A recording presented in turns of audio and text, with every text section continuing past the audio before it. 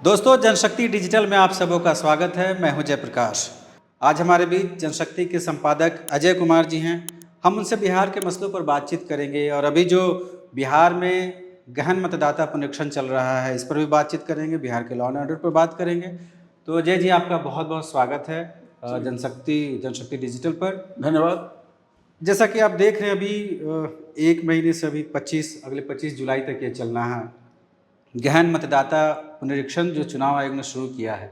इसकी टाइमिंग को लेकर, इसकी जो समयावधि है उसको लेकर, और जिस तरह हड़बड़ाहट में ये सब किया गया उसको लेकर बहुत सारे सवाल उठ रहे हैं। विपक्षी पार्टियों ने भी बहुत सारे सवाल उठाए हैं। बहुत सारे एक्सपर्ट, पुराने चुनाव आयोग जो रहे हैं, उन्होंने भी कहा है कि ऐसा लगता है कि हड़बड़ी में किया जा रहा है। 2003 में भी किया गया था, लेकिन लंबा वक्त था।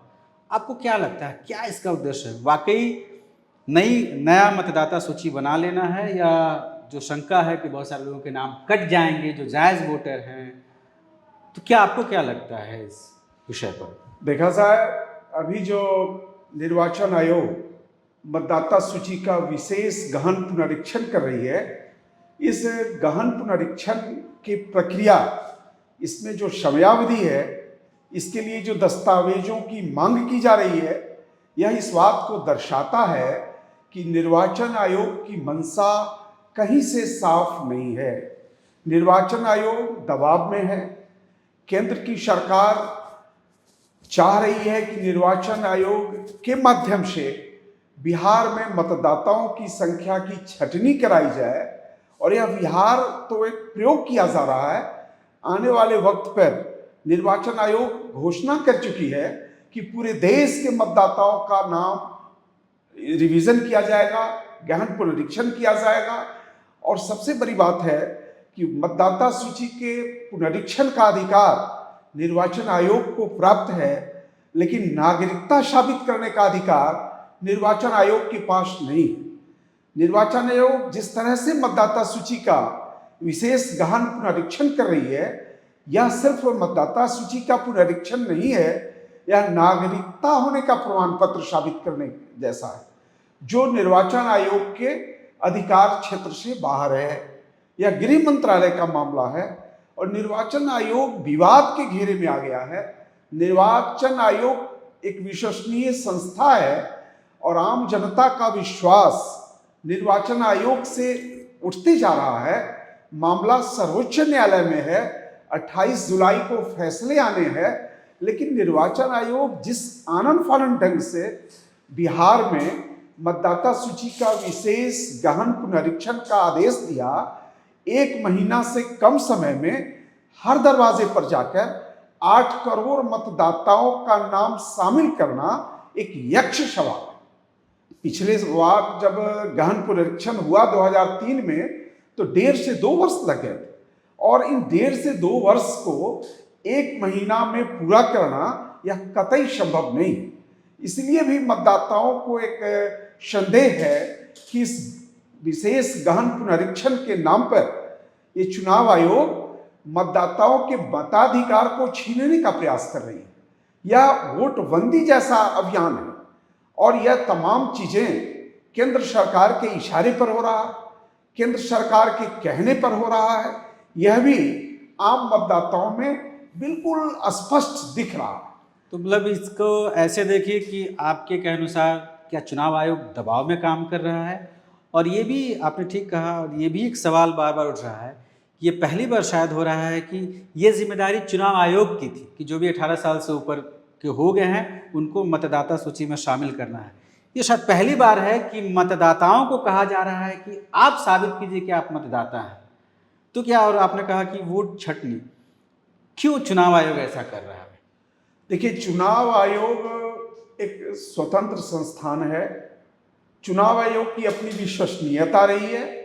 हमारे देश में चुनाव आयोग को बहुत सम्मान है प्राप्त, और जिस तरह से वर्तमान चुनाव आयोग जिस तरह से आनन फानन में घोषणा किया, और जिस तरह से चुनाव आयोग लगातार यह बोल रहा है कि इसमें मतदाताओं की छटनी की जाएगी, तो इससे चुनाव आयोग के मंशा पर सवाल उठने लगे, चुनाव आयोग की विश्वसनीयता पर सवाल उठने लगे हैं।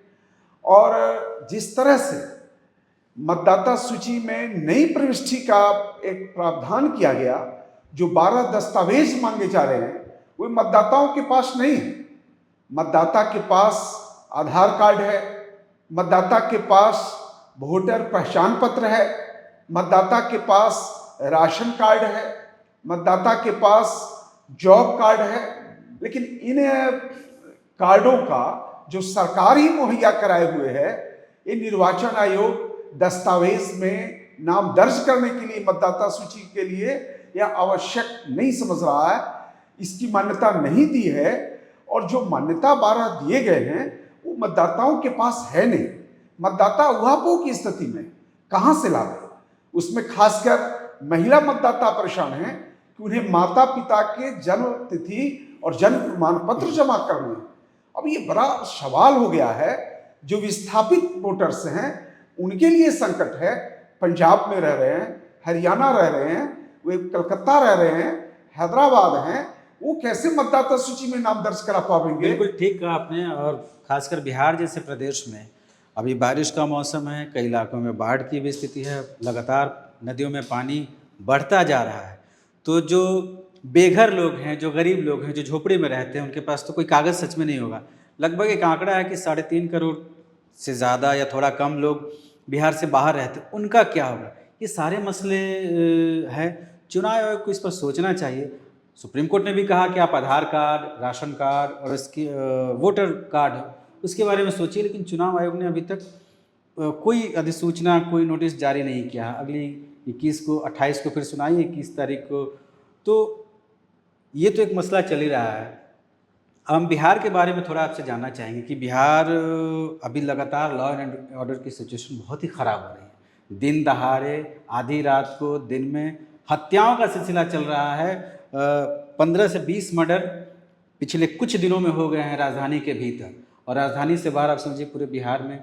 और नीतीश कुमार या भाजपा की सरकार कहीं दिख नहीं रही है। ये क्या चल रहा है बिहार में? देखिए, बिहार की सरकार बिल्कुल अपंग हो चुकी है। बिहार में 20 वर्षों से नीतीश कुमार की सरकार है, और यह सरकार जिस तरह से आगे बढ़ रही है, बिल्कुल अगर कहा जाए तो सरकार नीतीश कुमार नहीं चला रहे हैं, यह सरकार बिहार के नौकरशाह चला रहे हैं।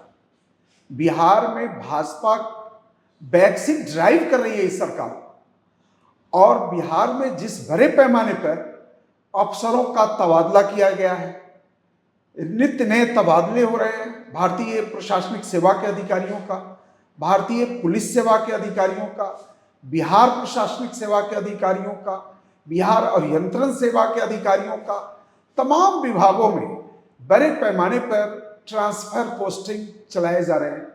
और इस ट्रांसफर पोस्टिंग के नाम से अब तो जनता तक मैसेज पहुंच चुकी है कि पूरे बिहार में डीके टैक्स वसूले जा रहे हैं।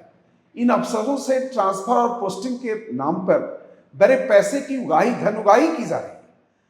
तो जाहिर है कि धन उगाही करके जिस पोस्ट पर जाएंगे अधिकारी, तो उन्हें धन अर्जित करना पहला काम दिखाई देगा। बिहार में लॉ एंड ऑर्डर, आपराधिक घटनाओं में जिस तरह से बेतहाशा वृद्धि हो रही है, राज्य की सरकार, पुलिस प्रशासन अपराधियों पर नकेल कसने में पूरी तरह असहाय हो चुकी है, असमर्थ हो चुकी है। और बिहार में अपराधियों का मनोबल 7वें आसमान पर चढ़ा हुआ है। अपराधी बेखौफ होकर घटनाओं को अंजाम दे रहे हैं, और बिहार की सरकार निरीह बनी हुई है, कोई रेस्पॉन्स नहीं ले रही है, अपराधियों में खौफ पैदा नहीं करा पा रही है। और ये एक तरह से बिहार को भगवान भरोसे बिहार की जनता को छोड़ दी गई है। बिल्कुल बिहार की सरकार हर मोर्चे पर यह असफल साबित हो रही है, फेल्योर हो चुकी है, और बिहार की जनता बदलाव के मूड में आ गई है, यह सरकार भी समझ रही है। अभी आपने कहा कि बिल्कुल पुलिस प्रशासन नाकाम है, और एडीजी ने बयान भी दिया कि मई, जून, जुलाई के महीने में किसानों के पास कोई काम नहीं होता है। तो क्या किसानों के पास काम नहीं होता इसीलिए हत्याएं बढ़ जाती? तो एक तरह से उनका कहना था कि इसके लिए किसान और मजदूर जिम्मेदार है। बहुत ही दुखद, अपनी नाकामी को छिपाने वाला बयान है। ये सारे जो मसले हैं लॉ एंड ऑर्डर के, बिहार नीति आयोग की रिपोर्ट भी कहते हैं कि बिहार बिल्कुल फिसड्डी राज्य है, पलायन है, गरीबी है, स्कूली शिक्षा की हालत ख़राब है। इस आने वाले चुनाव में आप क्या देखते हैं, ये सारे ये मुद्दे बन पाएंगे? जो जनता के सवाल है वो चुनाव के केंद्र में आ पाएंगे क्या? देखिए, बिहार में 20 वर्षों से नीतीश कुमार की सरकार है। 11 वर्षों में केंद्र में नरेंद्र मोदी की अगुवाई में सरकार चल रही है। ये डबल इंजन की सरकार कहते हैं, और डबल इंजन की सरकार बिहार के विकास के पथ पर आगे बढ़ाने में पूरी तरह असफल साबित हुए हैं। बिहार जैसा प्रदेश जो एक गरीब प्रदेश है, नीतीश कुमार स्वयं मुख्यमंत्री का यह मुख्य मांग रहा है कि बिहार को विशेष राज्य का दर्जा दिया जाए, नहीं मिला। डबल इंजन की यह कैसी सरकार है? इनके नीतीश कुमार के समर्थन पर केंद्र में भाजपा की सरकार चल रही है, और बिहार में विशेष राज्य का दर्जा जो नीतीश कुमार पहले से उठाते रहे हैं, आज जब इनके समर्थन से सरकार चल रही है दिल्ली की, तब ये मौन साध लिए। इससे यह साफ है कि बिहार में यह विशेष राज्य का दर्जा नहीं चाह रहे हैं। यह एक राजनीतिक ड्रामा है। बिहार में बाढ़ और सुखाड़ यहाँ की नियति रही है। हर वर्ष बाढ़ आते हैं, सुखाड़ का सामना किसान करता है। बाढ़ सुखाड़ के निदान में नीतीश कुमार कभी केंद्र सरकार पर दबाव नहीं बनाया कि वह नेपाल सरकार से वार्ता करे और बाढ़ सूखा का स्थायी निदान करे। बिहार के गरीब नौजवान बिहार से बाहर रोजी रोटी की तलाश में पलायन कर रहे हैं। बिहार का गांव खाली हो चुका है, नौजवान विहीन हो गया है। बिहार के नौजवानों के मजबूत हाथ पंजाब में हरित क्रांति ला दिया, दिल्ली में विकास करा दिया, राजस्थान और कलकत्ता में काम कर रहे हैं, वहां विकास हो रहा है। और बिहार के विकास में बिहार के नौजवान को काम नहीं दिया जा रहा है। और 20 वर्षों से चल रही बिहार की नीतीश सरकार बिहार से पलायन को रोकने में पूरी तरह नकारा साबित हो चुकी है। इसलिए बिहार की जनता संवेदनशील जनता है। बिहार की जनता 20 वर्षों के नीतीश राज को देख चुकी है। बिहार की जनता 11 वर्षों में जो नरेंद्र मोदी की सरकार, जो जुमलेबाजी करके सरकार चलाया जा रहा है, उन्हें भी देख चुकी है। और ये डबल इंजन की सरकार बिहार के को विकास के पथ पर आगे बढ़ाने में पूरी तरह असफल साबित हो रही है। बिहार की जनता बदलाव के मूड में, बिहार की जनता फैसला ले चुकी है कि बिहार में एक ऐसी सरकार हमें चाहिए जो एक खुशहाल बिहार बनावे, जो गरीब पक्षी बिहार बने, किसान पक्षी बिहार बने, छात्र और नौजवानों का जिस बिहार में स्कोप हो, उनके बेहतर रोजगार के अवसर प्रदान हो, उन्हें रोजी रोजगार मिले, ऐसा बिहार बनाने के लिए एक बदलाव की लहर पूरे बिहार में चल चुकी है। और इस बात का आभास बिहार के मुख्यमंत्री और हमारे देश के प्रधानमंत्री को भी लग गया। और उसी स्थिति में घबराकर बिहार में विशेष मतदाता सूची का विशेष गहन पुनरीक्षण किया जा रहा है। अब तो केंद्र सरकार में बैठे, केंद्र सरकार को समर्थन दे रहे सबसे बड़े दल आंध्र प्रदेश के तेलुगु देशम पार्टी ने इस विशेष गहन पुनरीक्षण पर सवाल उठाए हैं। मुख्य चुनाव आयुक्त को 5 सवाल करके इस गहन पुनरीक्षण पर को कटघरे में खड़ा किया है। लेकिन नीतीश कुमार जी बिहार के गरीब जनता, जिनका बड़े पैमाने पर इस विशेष गहन पुनरीक्षण में मतदाता सूची में नाम छटने की संभावना है, नीतीश कुमार मौन साधे। ये कैसी सरकार है? ये कैसे सरकार है जो कहती है कि न्याय के साथ हम विकास कर रहे हैं? अब बिहार की जनता ऊब चुकी है इस सरकार से, बदलाव के मूड में आ गई है। और इसी बात से घबराकर एक गहन पुनरीक्षण करके बड़े पैमाने पर मतदाताओं का नाम छटनी करो, और वैसे मतदाता बचे जो भाजपा जदयू के वोटर हैं, तो आसानी से फिर से सरकार बनाने का इनको अवसर मिले, या इनकी लिप्सा है। लेकिन दूसरी ओर बिहार की जनता भी कमर कस के तैयार है। बिहार की जनता आर पार का लड़ाई लड़ने के लिए मैदान में उतर चुकी है, संघर्ष के मैदान में है, और ठान लिया है बिहार की जनता कि हम बिहार में बदलाव ला के रहेंगे।